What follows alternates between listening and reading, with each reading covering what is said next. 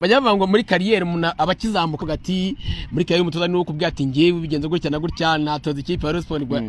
bwari hano mu Rwanda natoza Riyo bigenze no cyane natoza APR cyangwa se ngatoza ikipe y'igihugu rigana bitekereza ko batoza ayo makipe ni vuba niba ntari nagera ku rwego rwo kuba umutoza muri Gorilla ubwo ntangire ntekereze Amavubi koko ni kare dore ko mbyemera ubuzima ni gahoro gahoro twirashinga ibintu twinakumva yuko twaburiye ama etape ni n'ikibazo tugira mu Rwanda kutaba prepared ngo banze wige nyine ibintu sufure niba narahereye tuvuge muri sof tukagira ibyo tugera ariko ni ikipe nyine navuga aba amateur kuko akazi kabo kambere ni igisirikare tugakirana amafinale abiri ntitubasha gutwara igikombe nkaza nkagera hano nkaba ndi kugira ibyo niga sindungiriza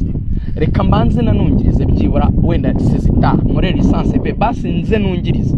ninungiriza mbanze ngira ibintu nigira ku birenge by'umuntu w'umuhanga utoje imyaka myinshi nawe wungirije abatoza bakomeye nka Kirasa cyangwa se nungirize n'abandi batoza mbanze ngire n'ubwo bumenyi bwo kumva kuruta gutegeka